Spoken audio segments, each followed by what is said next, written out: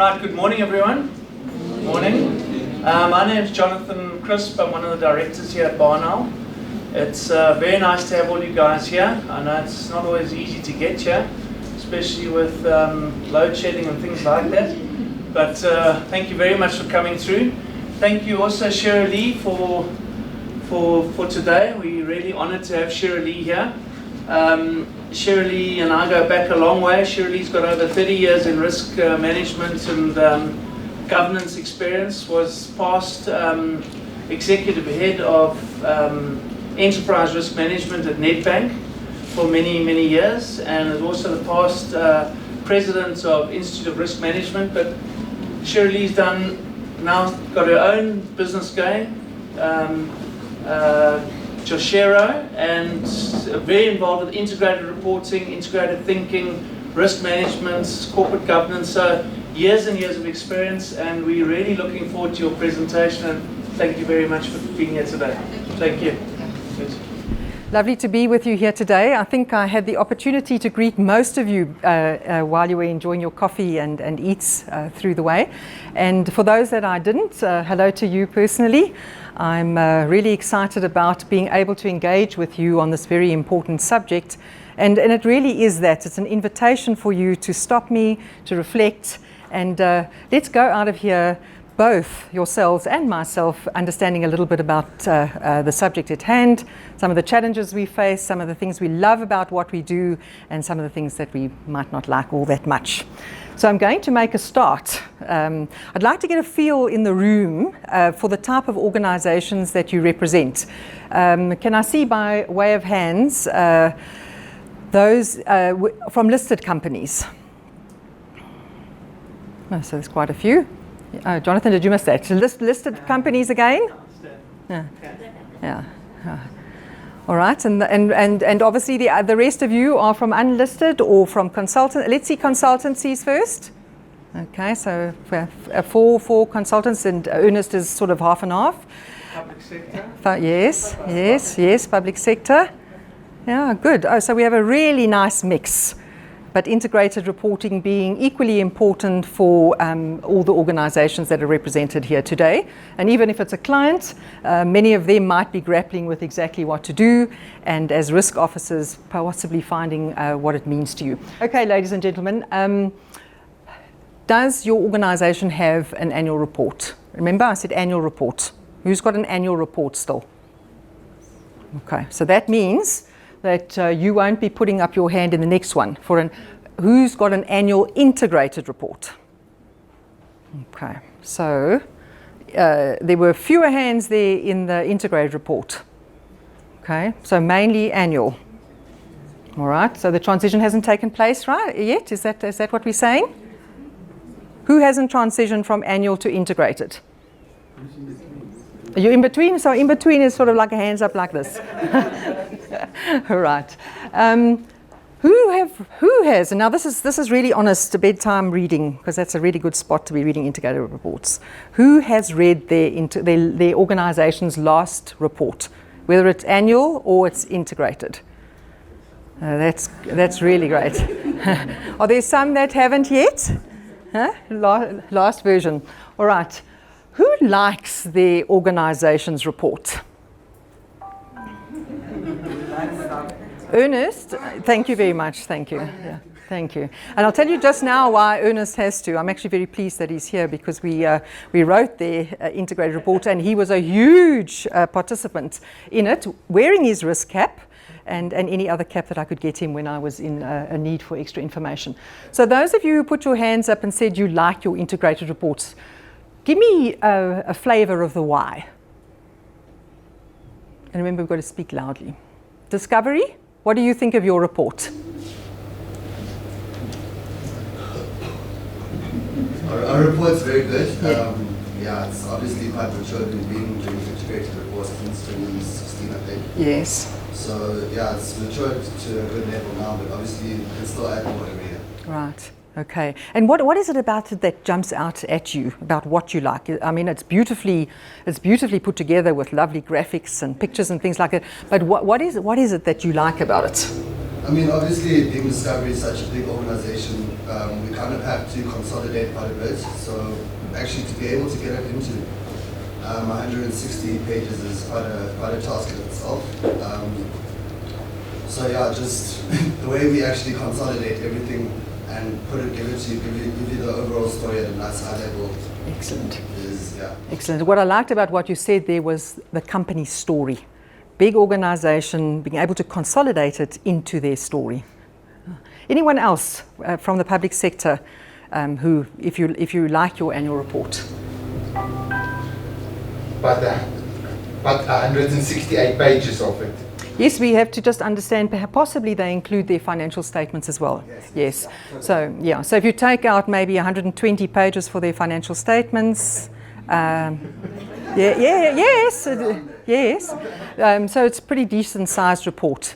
A lot of organizations moving towards having their integrated report posted on their web page and separately posting their financial statements so that the financials don't detract from the integrated report. So, and public sector, so not public sector, but what are we? You are. So it's sort of halfway there. Yes, you're one of them. So that's why he can put up his hands as well. Yes. And that's why I said I liked ours, because yes, the financials were split out. And so you don't have that. So what you give to your stakeholder is actually the story, without boring them with all of that audit stuff that we had, which is in any case history and looking forward in the annual report. That's what I liked about ours. So absolutely, for those, yes. I just hope it's not a story and the facts. Absolutely, yes, and Some people tell stories. That's right. So it's the story, but it's a truthful story, a balanced story. Being able to give them the good news, but being able to balance it with the things that are a little bit more difficult to convey. And we're going to have a look at that. And immediately, that is where the risk officer, the internal auditor, the external auditor, those of you involved in coordinated or combined assurance, as some of you might call it, your role is so important there. And why? Because if you have a look down the road, if something goes wrong with that company and they pull out that integrated report and they say, well, where were you? You know, what was going on then? It couldn't be that the story could change so much in such a short time. But important in that is what we said is story, but that's why we're important, is because the story is more about history, financials, but the story is what has happened, but more importantly, it's for the investor, so what's in the future. Yes. That's why the risk is going to be held accountable and say, well, was that? Exactly, yeah. So the once upon a time being very important, but allowing that imagination to go to where you truly believe the organization is going to go, with some facts behind that. Okay, so who thinks their reports, and I'll just keep calling it report for now, can be improved? And I'd like just your thoughts on why you think it can be improved. Lady right at the back. I believe there's always room for improvement, because you don't think of everything all the time. Yes. And sometimes you put more than we should. So if you get guidelines, you then have the ability to enhance. Absolutely, yeah. And the guidelines, and we'll go into those again a little bit later on. But again, your position in that, and really understanding them, that international framework, which I will share with you just now, being key to what those guidelines are, and looking at other people's reports for some tips. Anybody else with how they'd like to see their reports being improved? We chatted in the coffee area about the assurance side. Do you feel that that's a spot where there could be more on the assurance? And maybe it speaks to what you said just now, not a story but the facts. Yeah, I think it must not be glossed over. You know, if you report on risk or combined insurance, you actually have to have the facts there, because it will be good if you tell the story, but you must also say what is the risks involved in this. Basically, you must be honest and transparent. Absolutely. Any other thoughts? All right. So what is the value add that the integrated report offers? would you think? If any of you have spent any time just looking at integrated reports, what value do you think they offer organizations or other organizations? I think it's a fact that it's an audited report. So there's been a third party, well, that is that from South Africa, Steinhoffs and all of that. But in the end of the day, it's not just the company's view. There has been third party involvement and verification of the facts. So any investor has got a sound basis to actually judge the company's performance on and the vision. Anyone else got any thoughts on that particular point? Yes. I like the fact that it does not only concentrate on maximizing the profit, but also highlight the add-on to say what are we doing as the organization to help the environment that we live. Absolutely, yeah. So in other words, it's not just a focus on the financial side of things, it's a greater inclusion of more of the stakeholders to the organization. And interesting the point that you raise about the audit of a report. Remember, at this stage, your annual financial statements are completely audited, and they have to be. It's mandatory that they are. Your integrated report, the front end, where the story is told, there's still a degree of choice about how much assurance is provided there. So again, when you go back into your respective organizations from wearing your risk hats, is there sufficient attention to the numbers that are not financial, the information that is not financial? And that's a challenge I'd like to leave you with when you're exploring what you're going to be doing on your integrated reports. Who is saying that the staff turnover percentage is within the range that they've suggested? Or is it actually a lot higher than that? And the reason for that is not clearly communicated in the front section when they're looking at their human capital, as one example. All right, so now I'd like to understand from the group, who is involved in the compilation of the report? And compilation can be the whole thing, from end to start to end. You might be a member of the SteerCo, or you might write the risk component of your integrated report. Can I see by show of hands who is involved? Oh, good. Oh, good. Now, who is just involved in the writing of the risk component? So and are there any people in the room that are doing more than just the risk section? What do you do there, Zodwa? I would be involved in the full report insofar as the various areas, Yes. and so far as the performance of the organization, and so far as the assurance side as well, which is the risk side. Even in the financial, because when I do the quarterly reports for the organization, most of the information also will be inputted into the annual report as well. So generally. Right. So you're a member of an integrated reporting steering committee or a team? Of a team, yeah. Oh, that's fantastic. Yeah, good. I think probably because the organization is smaller than the bigger ones. Do you think that makes it easier? Not necessarily, but I think I like the fact that it gives me more exposure and more understanding of the whole report. Right. And as a person responsible for risk compliance, ethics management, fraud and corruption, then when I speak to the stakeholders, being the staff and the managers, at least I'm able to relate to them in a way that they can understand where I'm coming from. Fantastic. Anyone from a much larger organization who is a lot more involved, as Zodwa is? Do you agree with her that it might be easier in a smaller organization to be completely involved? And why? I see the ladies nodding at the back there. Why would you think it's easier there? I think because, like, Discovery's report, there's a lot of information that's coming from, for example, finance, sustainability, environmental. In a smaller sort of business or environment, the input would come from fewer people. So obviously the input in our report is coming from vast area. It's not easy for everyone in a department, for example, to be involved in that. So I'm going to set that as your second challenge today. is that we need to go back to our respective organizations and we need to understand what the composition is of the integrated reporting team across the organization, or is your CRO, your head of risk, is he or she a member of the integrated reporting steering committee? Because if you're not, wiggle your way in there, but you've got to get on there. You had a point that you wanted to make on this, I think? Not? Okay, yes, Ernst. I think it may be depending on your standing as risk within the organization.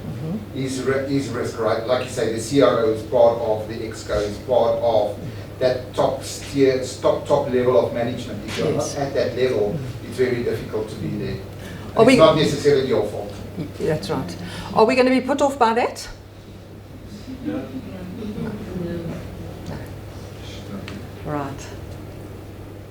Who is not involved at all? And I know there's some consultants in the room, so I would expect a no from you. But those of you who have risk roles, you put your hand up. Why is that? I'm not involved at all. Yes. So I'm not part of the finance department to be contributing to that. Right. But I work closely with our enterprise risk department. Fantastic. And so my interest is how do we as risk raise our profile in the annual integrated report. What type of role do you hold in the organization? So I'm in the insurance department. I'm a middle manager in the insurance department. Fantastic. Because there's still a very good story to be told from what insurance means to an organization. You know, when things go bad, often it's really nice when there's a insurance portfolio to be able to rely on. It's also great to be able to demonstrate that your risks are extremely well managed and it's an expense that can be contained. And it reduces. Yes. It reduces your premium in the end. That's it.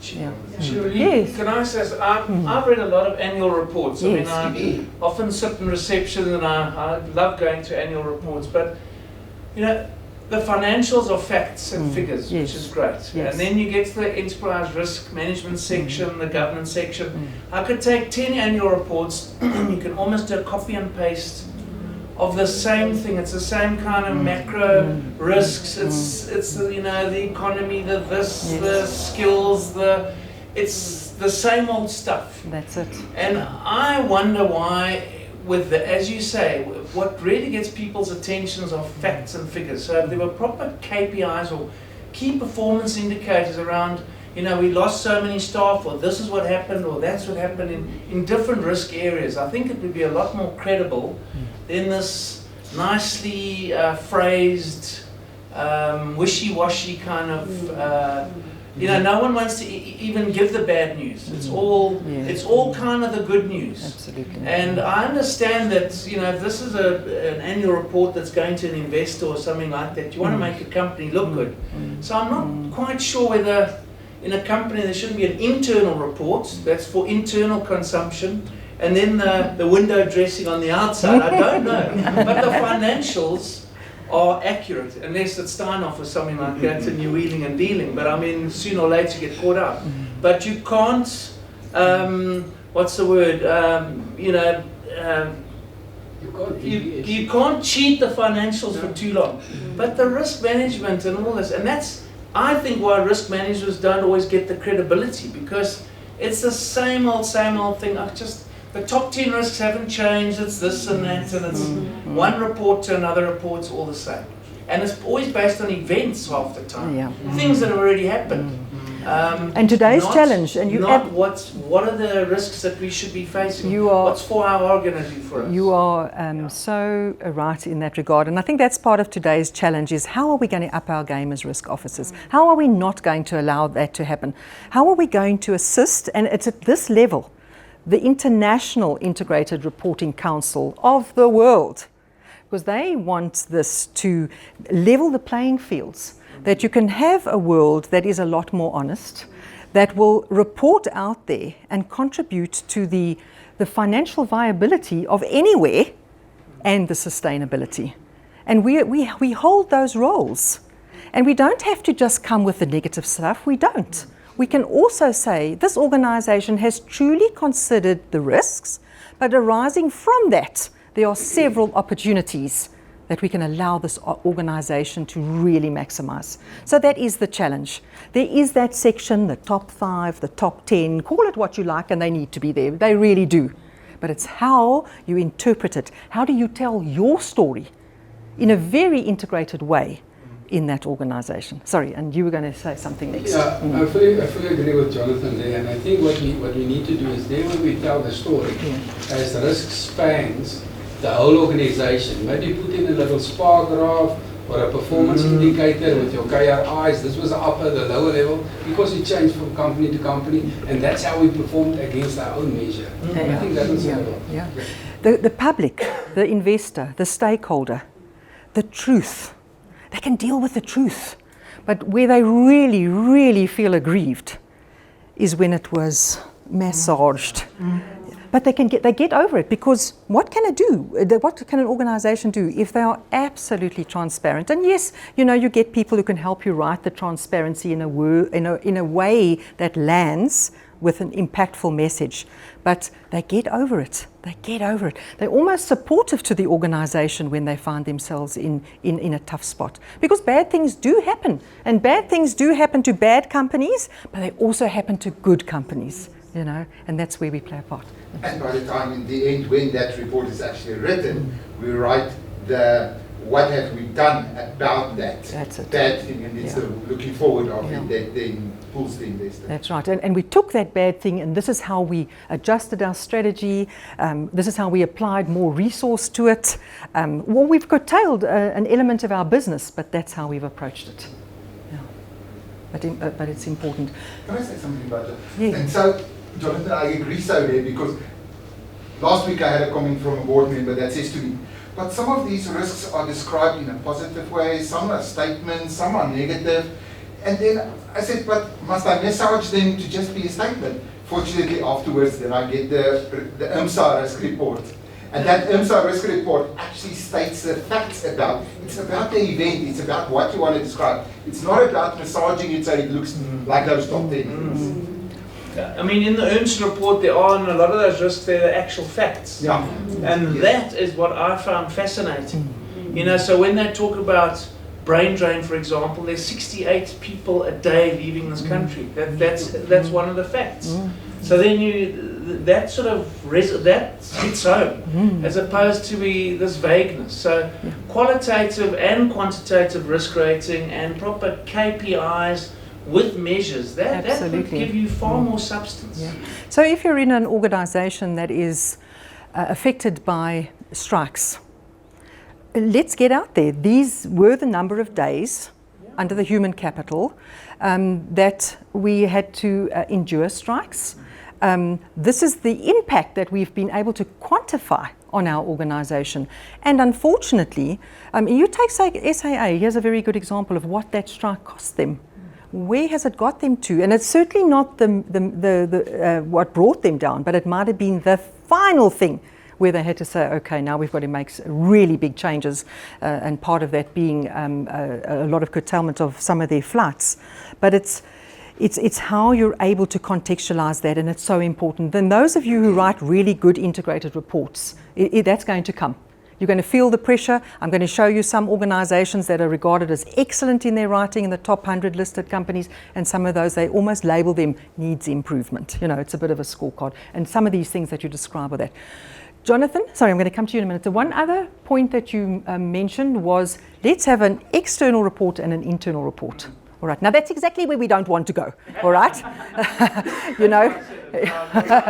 I remember the saying, one version of the truth, okay? The truth must always be the truth, because we can overcome the truth. Yeah, and where I'm going to with this is, it gets to that whole integrated thinking.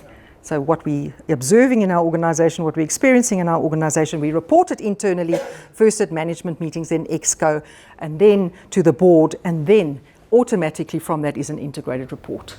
I think so. Just one point on that is that maybe there should be a reputational risk index or survey that's done as to what is your corporate image out there. So we talk about how wonderful we are socially, environmentally. Well, let's do some proper surveys in the public and see what they think of SAA, or see what they think of various people, and see how most people feel about all their taxes going down a hole, you know. So, I mean, let's be real about this kind of stuff. Yeah, and just to that point, you get organizations, sometimes banks, they'll do these customer surveys. I don't know if any of you have ever been in a interest group where they ask you, are you happy with your bank? I don't find too many people who say the customer service is always just spot on. But they'll have their surveys done, and it all looks rosy. But it's getting that balance, you know. So yes, we're very good with this, but we're working on that, to your point. Sorry, just a point here in the front. Now what I wanted to say is that, like he was just saying that the truth, how do risk people actually get to a level where we are able to be transparent and really get the truth out? For example, in my organization, they are so quick to want to portray as if we've reached the targets of the organization. But when you follow the money, there's been so many strikes. But how then did you manage to use the entire budget? How is it that you under budgeted, but on the one end you're reporting that you have reached your targets? So how do you as a risk person is able to, stand up and say, but hold on, these things supposed to work together? Just like AG now, for example, they say that they're going to change the methodology of auditing because they're going to have to start following the money. Because if you say you have reached 100% targets, but the money, you're sending it back to National Treasury, then clearly there's something that is not right. And then what is the aim of doing an annual report annually saying that you're doing well, you're reaching those targets, poverty alleviation is being done, but then the sums are not working. So how do we then, as risk managers, compiling those things, are able to have support to be able to actually speak the facts and not have them sugarcoat this document? Does anyone want to provide a first answer before I do? Anyone with a thought on this? Well, yes. Well, one, for me, if risk officers in that report directly to the board and not to the people that are paying their salaries. I'm talking about in a private enterprise. You can't be reporting to a CFO or someone with a career limiting move. And I think in public sector that's where it's even more complicated, because you should be reporting to someone that has no control over your salary and your career. That to me would be... Yes, that's one solution. I think Treasury is doing their best. But, well, they're trying very hard in getting it right. The problem is that the organizations don't really submit smart objectives. It's not really measurable. That creates a grayness which allows you to make the target even if you don't have enough money. I think maybe one of the things that should also be in the report is basically your deliverables for the next year. And then in the following year you report on those deliverables achieved. And then anybody can see whether you are actually got focused deliverables and what is the cost attached to it, because then you can realistically measure your performance. Ernst? I was shaking my head because I was thinking about I was reading mine yesterday and I was looking at the look forward. Yes. And we started talking what we're going to report in this year. We must start at that look forward. I fully agree. Right. But on the reporting, I was going to say this right at the end, but then it's sort of, I think, a problem. Maybe we can think about it now. We are process assurance people or process driven people. So risk, we actually make sure that the process is followed in the organization. So although we're involved everywhere, what I try to do personally is I try to, when a committee chair asks me a question and it's related to operations, I'll first look at the COO and get the COO to answer. So and then listen to that COO, but also add on if there's needed on. And I think that's how we also embed risk into the business to make sure that they answer those questions, the real risk owners, but we must be strong enough to add on. Okay. And that's the thing. So yes, let them answer first, get them to start to tell the real stories, and then we just say, but also think risk. If you then add on or contradict. Yes. Add on or contradict. That's the thing. You want to sit there and say, sorry, you're talking nonsense. All right. So some pointers in this regard. Remember when we first started speaking, we said who's involved. Okay. Are we on the team? Are we in the steerco meeting? Okay. So we've positioned ourselves well. Have we had someone who knows a lot about integrated reporting in the organization? It might be if you have communication heads or investor relations executives, them speaking to the board, landing this concept of integrated reporting, integrated thinking with them. It's compelling because it allows organizations to run more efficiently. And when you get that buy-in at a board and an executive level and at the next level where you've got all the contributors, you're starting to be able to sow the seeds for your own success. And then it's to convince them that this report is not just for the financial side of things. It's not just for whoever it goes up to, be that the main board or in your cases, some of you to government departments, maybe it's to Treasury, maybe the Auditor General's got an interest in it. And it's to be able to say, we represent all the stakeholders here and it's a true reflection of that story. Use your combined assurance if you've managed to land that in your organization. What's compliance saying about this particular matter? What's risk saying about the matter? What is, did I say internal audit? What have external audit got a view on it? So what are all those assurance providers saying? And using your own committees, the committees that you are tabling reports at, in a combined assurance form and then in your own report to be able to say, these are the facts. Eventually someone's going to have to be able to take that seriously. So a big opportunity, not easy. It's not easy to achieve, but let's chip away at it. Let's make baby steps. I'm going to show you just now that integrated reporting started in 2010. Some of the organizations now are feeling a lot better about their report, but when you see things in the press about some of the organizations that have very good standing, there's little things that come through the woodwork. I doubt if you go back and have a look in the integrated reports that they might have mentioned that they're anticipating that. So there are challenges on all levels. Does that sufficiently answer your question? But let's get that buy-in. Let's try, sometimes in the executive or in the board, there's just somebody there who really loves good governance. It's their thing. I mean, it's our thing. So there have to be more people who love it like we do and are passionate about it. But to get that champion for you to really take it with your cause, And the excitement from a business perspective, and I'll talk a little bit about South African National Blood Service, the blood bank as I like to call them affectionately. There we have an executive and a board, and they're interested in this now.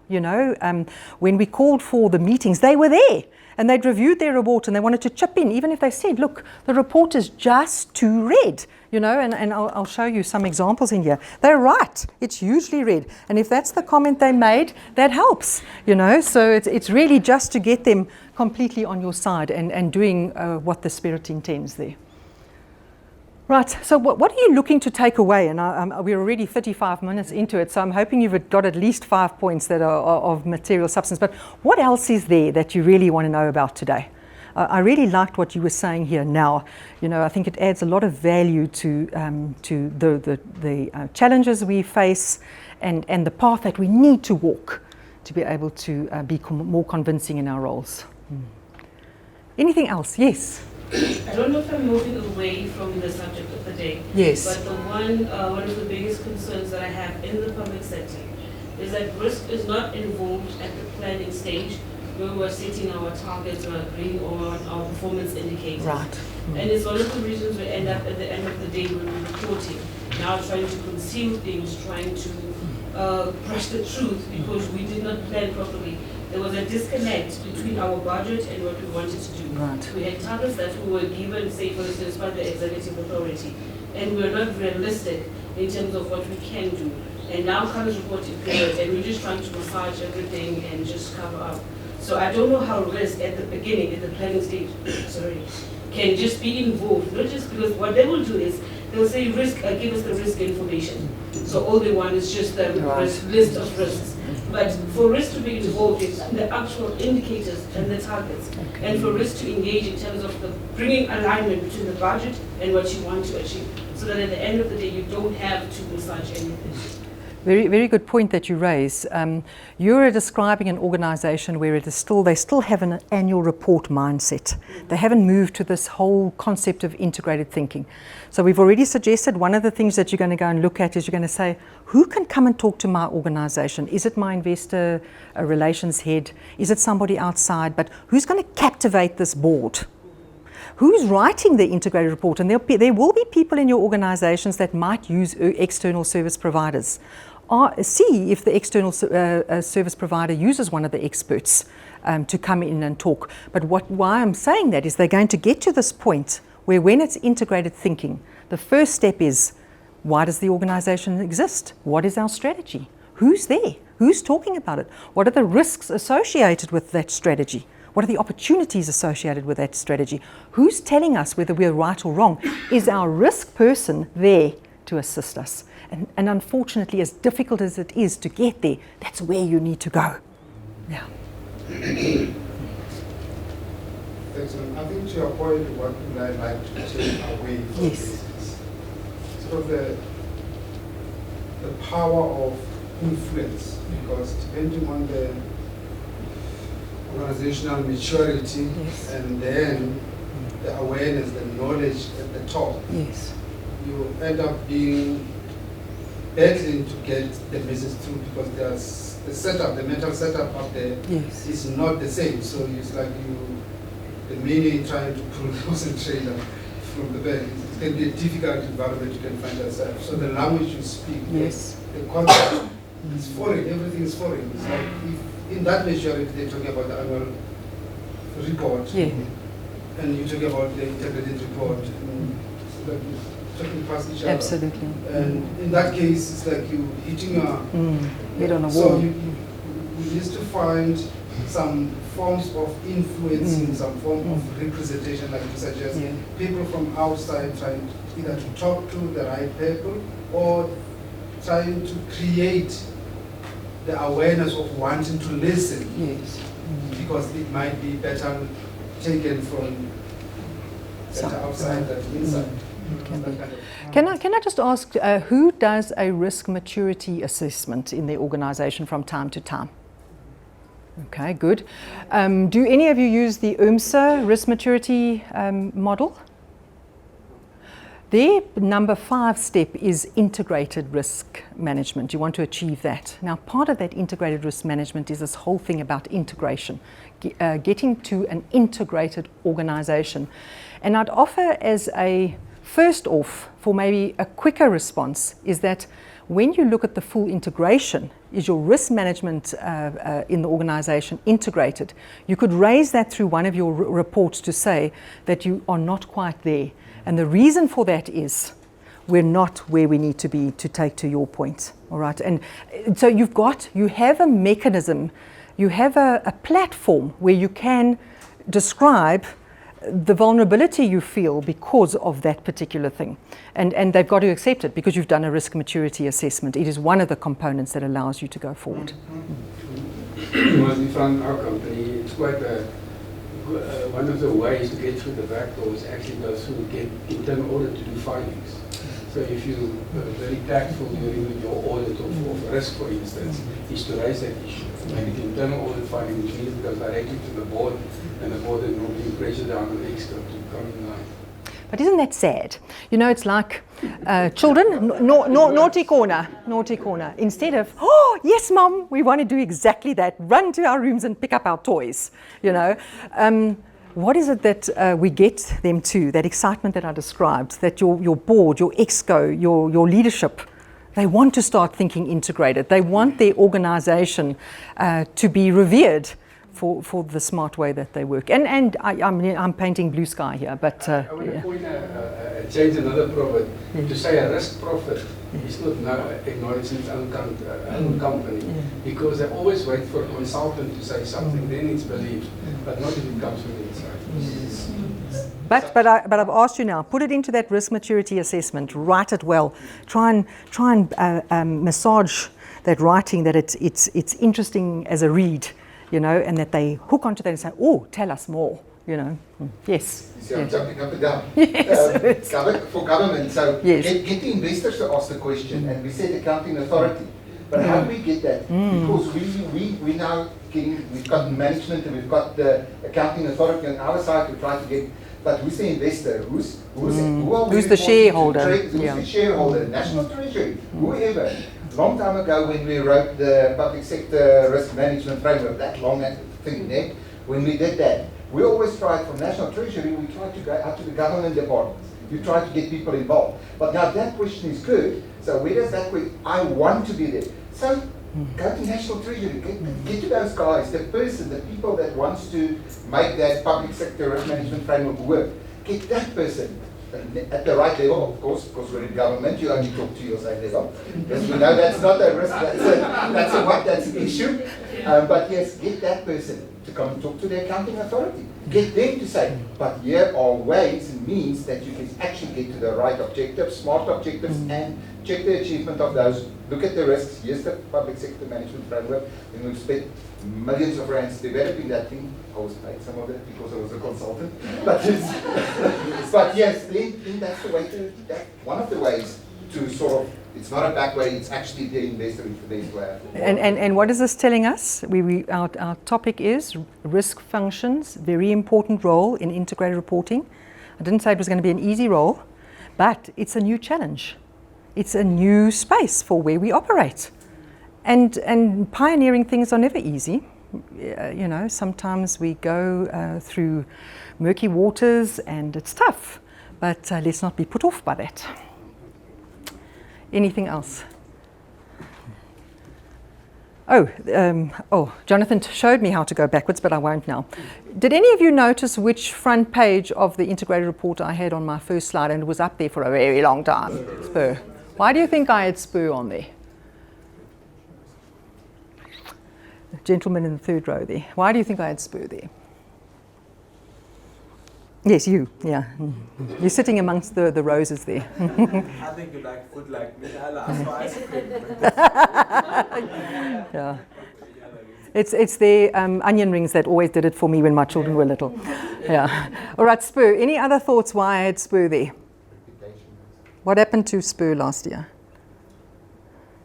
I didn't know that one scandal. There was one scandal, reputational risk. Imagine having to tell their story. You know, there were Spurs that closed down. Never in my lifetime did I think a Spur was going to close down. And so to tell the story, difficult. Right, so that's for listed companies. That's the kind of things that they grapple with. All right. So just a little bit of background. It's already a stock exchange requirement in South Africa. It has been so since 2010. Unlisted companies and not-for-profit organizations can voluntarily adopt this framework. And when you were talking about the Auditor Generals and the public office accounting boards and things like that, I just need to give you some encouragement. I was speaking at a conference in Mozambique in early December, and there were 120 people represented there from all over Africa. And believe me, they were excited about doing integrated reporting. They are excited about that transition from annual report to integrated report, and many of them are still on annual report. So all is not lost. All is not lost. So it's anticipated that integrated reporting will become the corporate norm. All right? They're wanting to do away with the number of multiple reports that they have and how disconnected they are. And its purpose is really to provide the guiding principles and the content elements that need to be there. They don't want to be prescriptive, but they do want a minimum amount of information to be in the reports.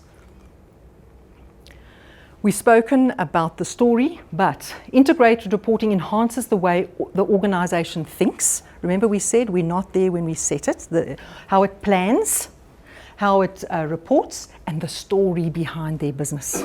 All right, so it's all those elements. And what we have to do as our challenge is how do we get into those environments where they're doing the thinking, where they're doing the planning? What can we do to nudge our way into that? It's about a clear, concise, integrated story, and it can be really, really good for their brand. This organization, when I started with them, I said, can I understand your printing requirements of this document? And I think they said they wanted 30 printed. I had to ask the printers to print 3,000 the other day. The CEO there is using them on all his road shows. In South Africa, we only have 1% of us that donate blood. And there is such a drive to get people to do that. And when he goes around and he goes to the donor centers, he's using this as the story to his organization and the why. It's compelling, and that's what he's been able to achieve. So he sees it as a supplementation to his brand, to the organization's brand. And again, let's be part of that. Let's get excited about it. You know, it's worthwhile. So integrated reporting is an approach that helps businesses think holistically. Right? There's that word, holistically, about their strategy and their plans, making informed decisions. If they're seeing it only in their silos, what is informing those decisions? What information is coming to them to say, things are not quite what they should be, and there may be a need to tweak this strategy. It may be that it's a risk that can hurt, or there's an opportunity that we've identified that they need to tweak strategy, perhaps to put in a new approach, a new strategic initiative. Managing their key opportunities and risks to build investor and stakeholder confidence. There's that whole thing about the trust. What we say, what we write is the truth. And to help manage the organization's performance. And may I say something? Yes. That words of risks and opportunities, that's not the only bit for risk. Who's the people that actually knows the whole business and has got a view of the whole business? Because except for most probably the CEO, but each executive knows he's part of the business. The CEO usually knows the whole business, but except for those two, who knows the whole business? We're supposed to know the whole business. So all of those red things, we can actually provide an input to. Absolutely. Yeah. All right, so the point to be made here is that integrated reporting can be prepared by any type of organization. And you'll see I have, this is one that I particularly like. It's the Airports Company of South Africa. They are so innovative. Last year they had a plane landing on their webpage, as a start off. So a really lovely report. And there we have SAA really battling, but AXA, we're doing pretty well. And why? Because I truly believe they've understood what this whole integrated thinking is about. So a really nice integrated report to have a look at. The South African Institute of Chartered Accountants. How easy or otherwise do you think it is for them to have written integrated reports over, say, the last 5 years now? Yeah. Yeah. So that's about their members. It didn't absolutely directly, it wasn't, the shenanigans weren't going on in their organizations, but they're the body. So the challenges they had to write theirs, they were quite something. And wearing a risk lens there, one has to applaud them that they acknowledged that was the journey that they're taking. They had to go out there and secure the trust again, secure the confidence. And I'm not sure that they're quite there yet, because there's still incidences where we have some of their members showing up where they shouldn't be. So yeah, so the point to be made, not always easy to write that integrated report. Yeah. And what were the indicators? Was the information coming? What was their risk person missing? Were there instances being raised that there were members that were a bit delinquent? You know, did they react to their indicators? Eskom? It's a very dark. That's not.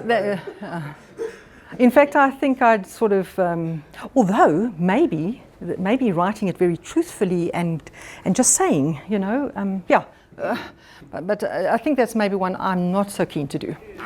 But yes, if you listen to the risk officer of Eskom at that stage, and especially there when this first one struck, he will tell you, he will say, and this is now a little bit of that, what's actually happening there, and think about in our organizations as well, things are bad. this is then the opportunity for him. That's where he started. That was his opportunity for risk to be embedded. Absolutely. Then we all went in and we just did. I can't tell you how many people we trained. But I actually should be quiet because they started learning.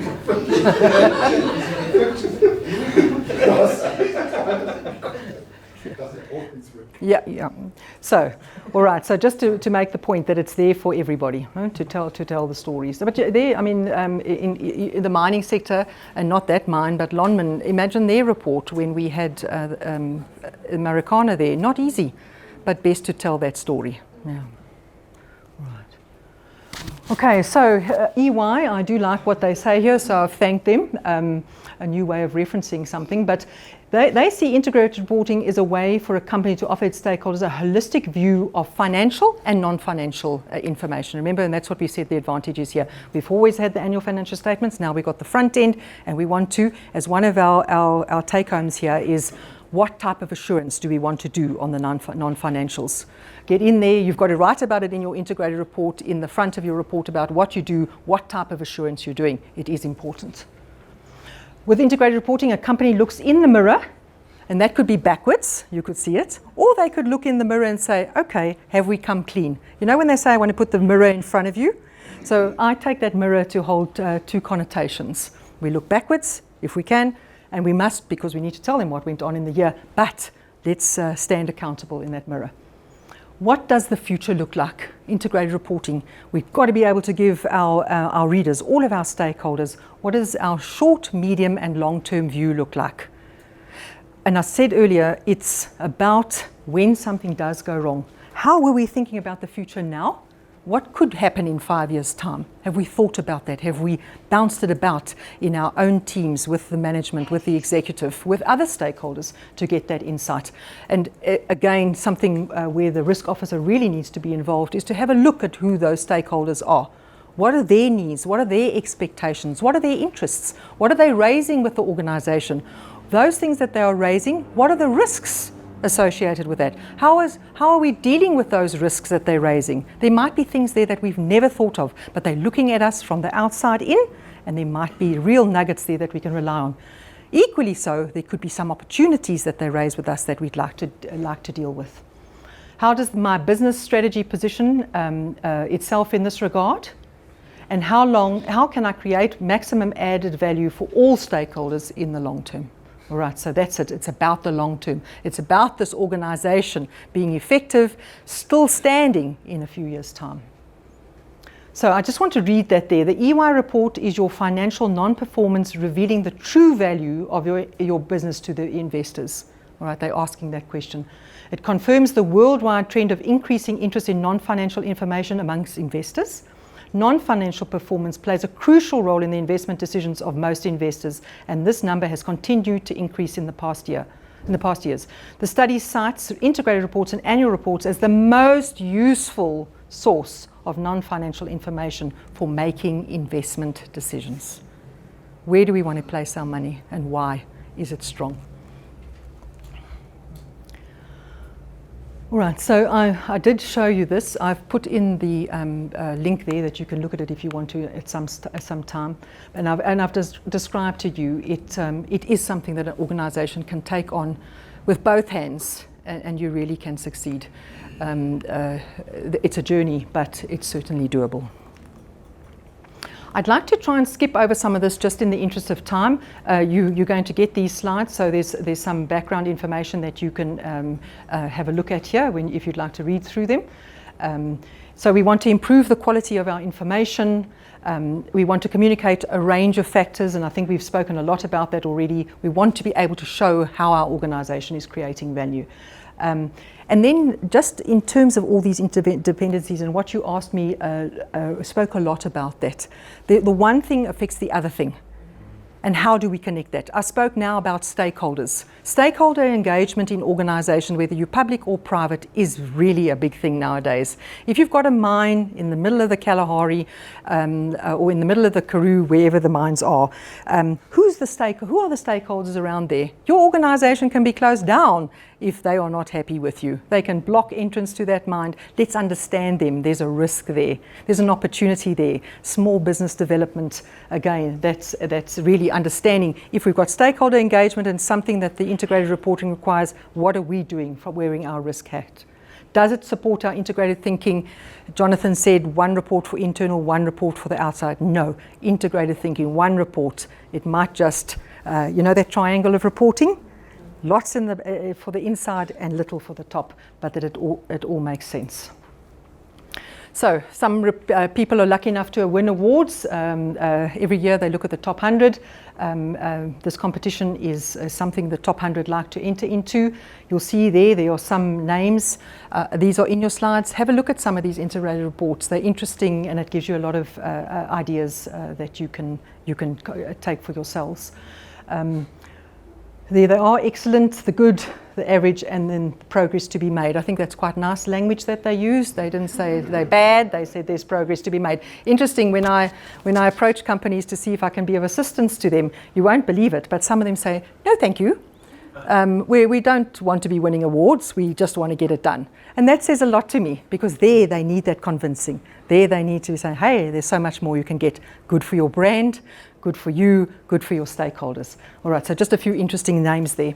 And of course, those are the ones that are listed, but everybody is important, and the next 101 to 250 just as important, as are your unlisted and public owned organizations. All right, I'm just going to go through this quickly because of time now. I want to get to some things. Integrated thinking, integrated everything. They are the new buzzwords. All right, so we've got integrated thinking, integrated strategy, integrated risk management. I've made a suggestion. Pull out that UMSA maturity model, see where you're pegged on there, and try and bring in that concept of integrated thinking. It's fun too, you know, it's lovely to be able to get that insight into your organizations. Connectivity, and where the framework goes on this, we're wanting to talk about the capitals. There are 6 capitals and how they connect.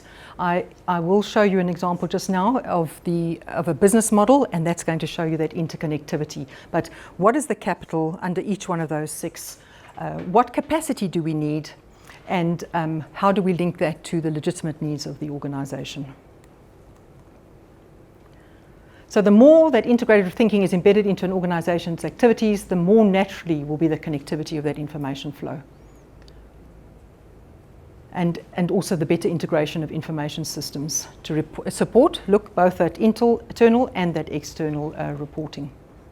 So they have to tell a story too. I wonder how integrated things are there. And another tough one to write.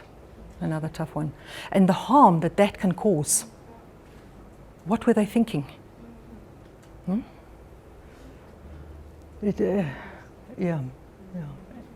It's.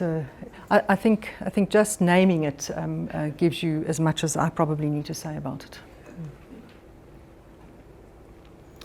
We've spoken a lot about the benefit to all the stakeholders. We want to strike the balance through the framework with the guidance that it gives, and I've also said there are minimum things which I'm going to get through quickly with you to describe. So the value creation process, what did we say? It's the business's story, and it's to all the stakeholders so that they can understand how we create value.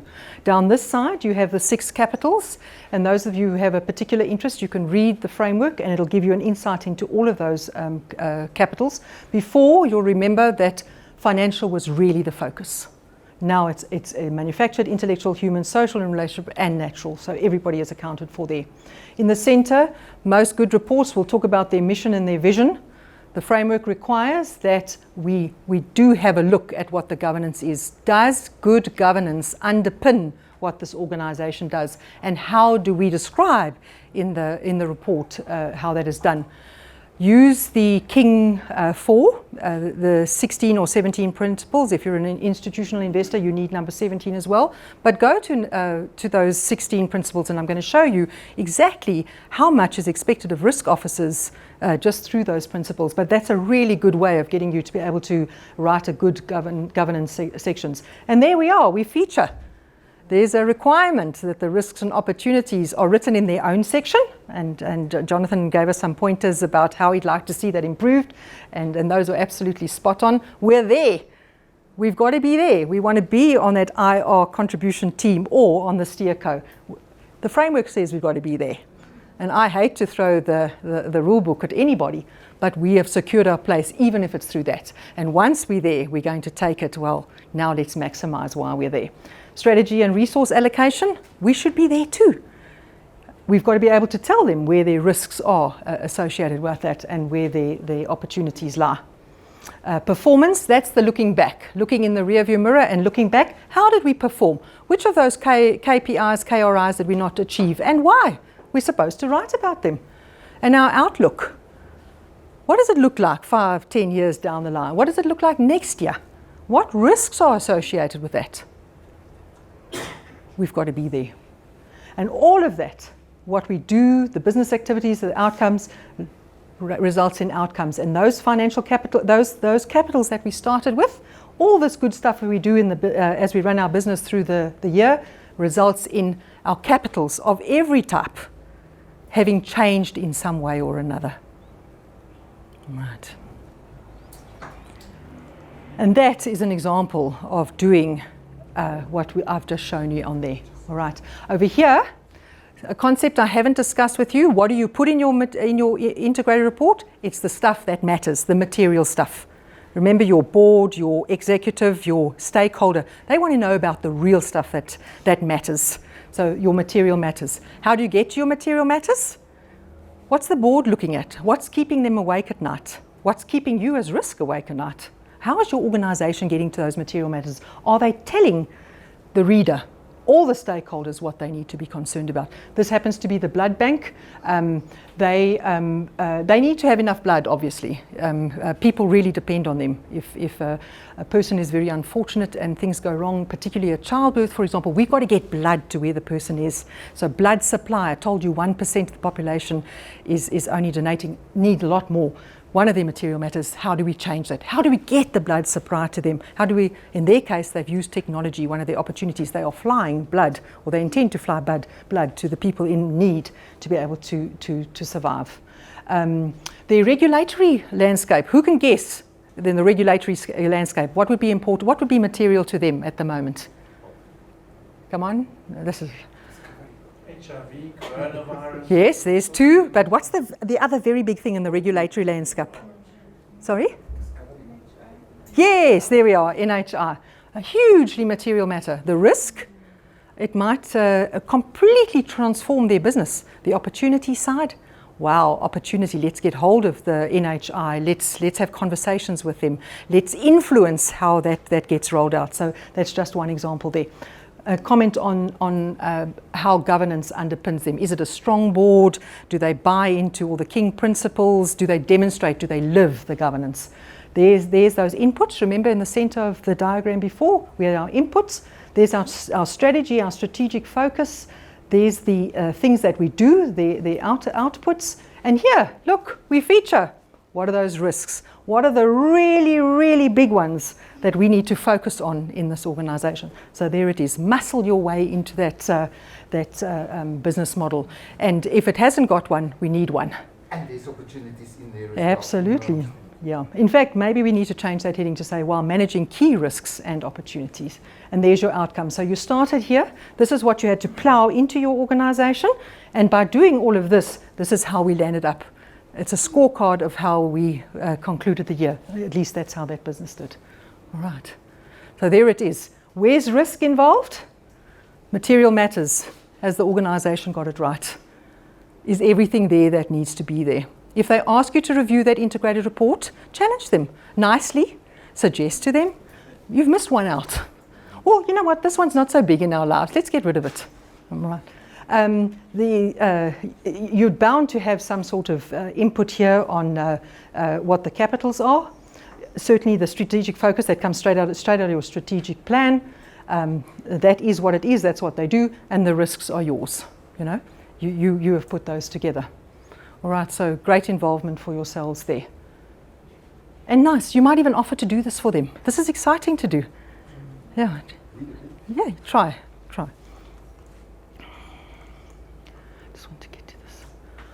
All right, so the purpose of the framework, and please have a look at it. It's very easily available. It looks like this. I've got one slide here. Guess how many times risk is mentioned in this document, just as a guess. 100. 43. Opportunity, 33 times. So we really feature. There's every opportunity to get involved. And that was what I was asking you there. All right. It certainly has been considered what our role can be in the organisation.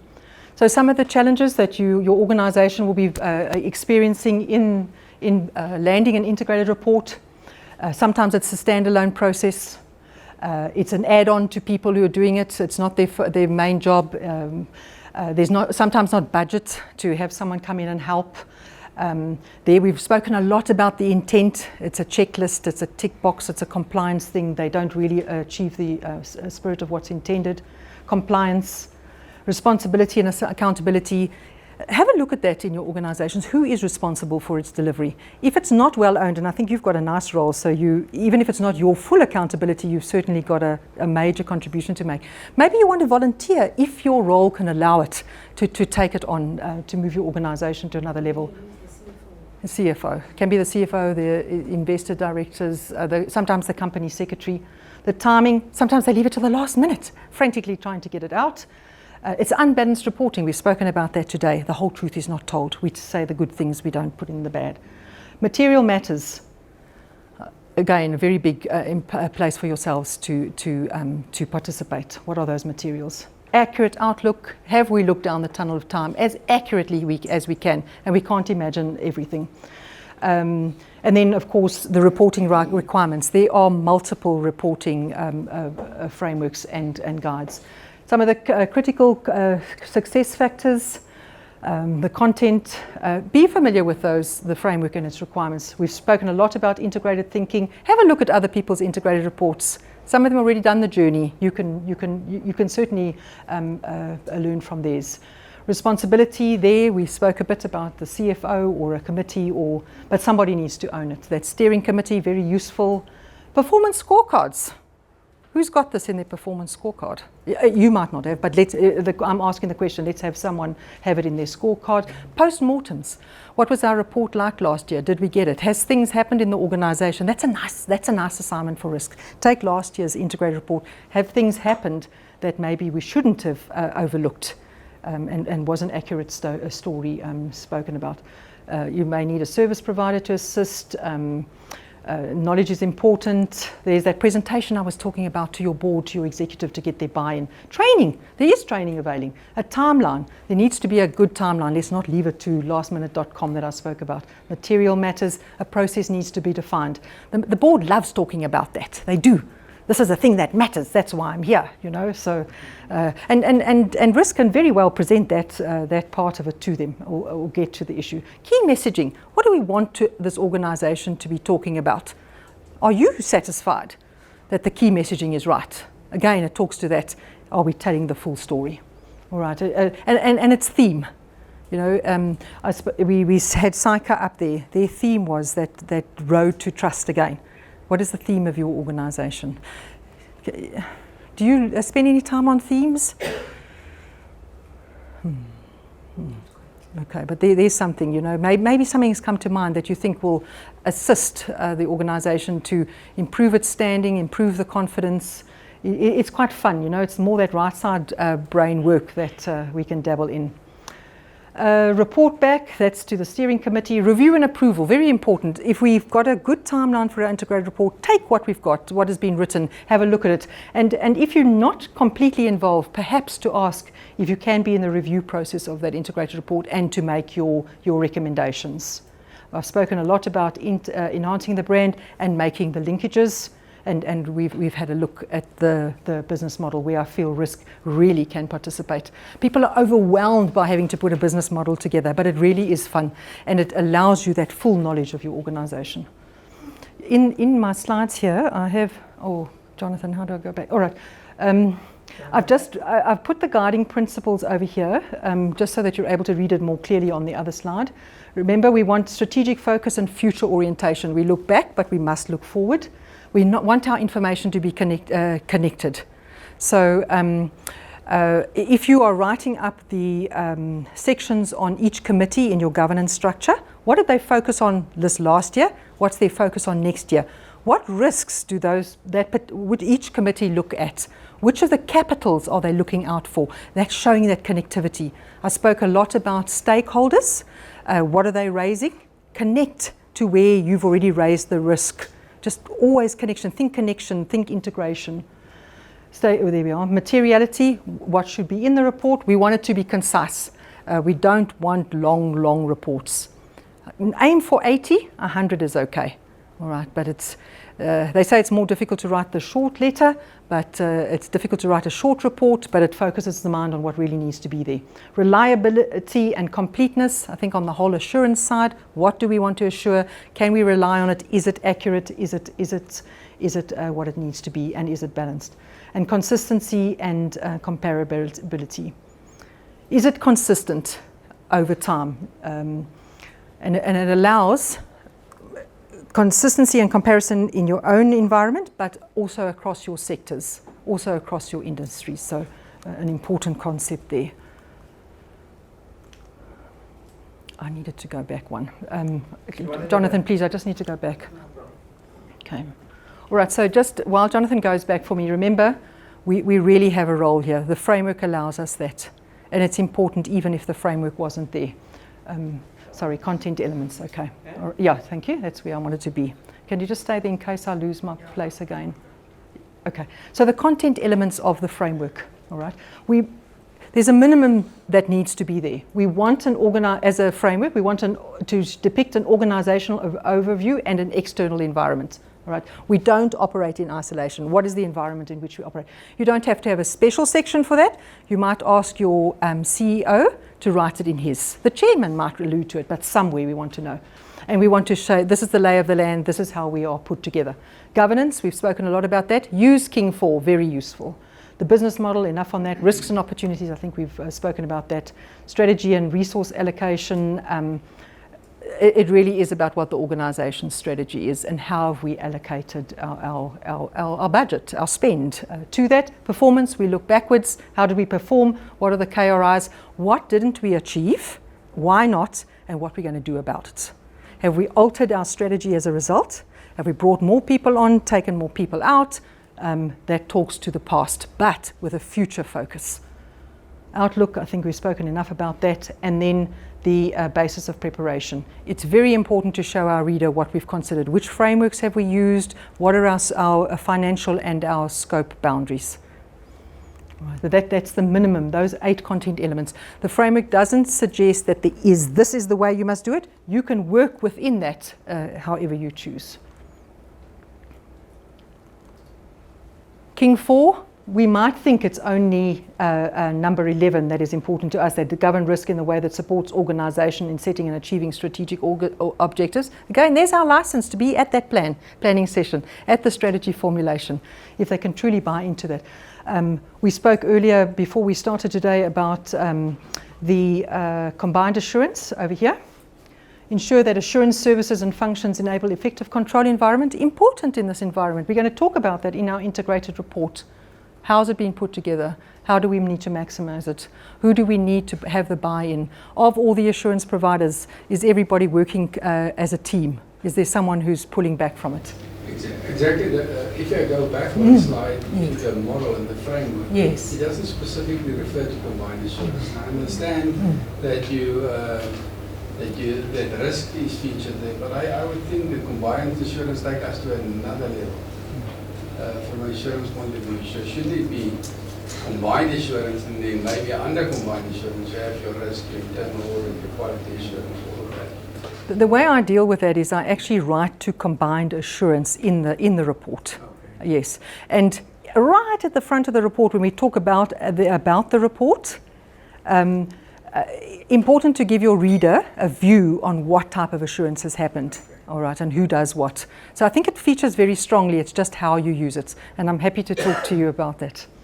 All right, so a lot there. The stakeholder risks, remuneration, the risk around remuneration in a country like ours, anywhere in the world for that matter, the divide between the very well paid and the not so well paid. What risks is remuneration conjuring up in your environment? We have a view there. So again, risks function involved there, lots and lots. I think I've got through everything that I wanted to. The rest you're able to peruse through here. Here's poor old EOH. Remember all the drama they had as well. Their chairman, he was quite nice. He said, I was mindful to look beyond the headlines and saw the tremendous value, technology, innovation, and entrepreneurial spirit upon which EOH was built. Okay, again, they're positive, these people. They've got to give out that message. But they went through some tough times. So they've got to say it like it is.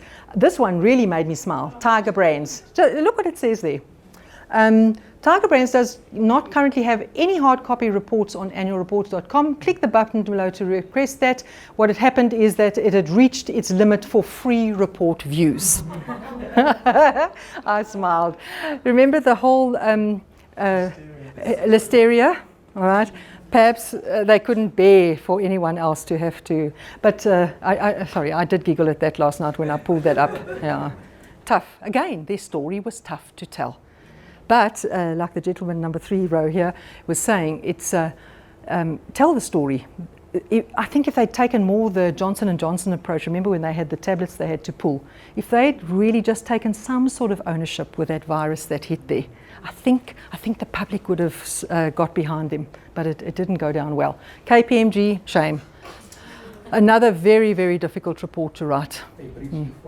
A bridge, yeah, look at it, you see, yeah, it really is. And I'm not sure, it's exactly what I thought, but did they, perhaps they thought it was a bridge too far. Yeah, and it's a bridge to build. So there's the risk and there's the opportunity. But again, rebuilding trust and defining professionalism. Yeah, so. Steinhoff, I don't think any of us need to say anything else about that. I've spoken about Psycho, and there's poor old Tongaat Hewlett. Same, not an easy story to write, but it's got to be written. How about VBS? Did they bring out? I didn't look, but that's a good one. Yeah, I must have a look and see what they say. All right, so this is my last slide, everybody. Let's face it, risk functions can no longer not be involved. Get in on the action. Ensure a balanced view is provided. Risks and opportunities are reported. Risks conceptualized in that business model. And the ones that are material are included. And those that impact on strategy and are forward-looking are also accounted for. Those that affect performance and lost opportunities are described. Our organization's reputations depend on it. When things go wrong and the latest integrated report is hauled over the coals, be sure that the integrated report says it like it is, or like it was, or like it's going to be. So I really believe that a well-constructed integrated report that tells the value creation story is good for its brand. I think I've said that 3 times because I genuinely mean that. So contribute, advise, guide, and influence. When we meet again, I hope that we will all be feeling a lot more inspired about how we participate. And I thank you for your time and your energy and your engagement, and wish you all of the very best.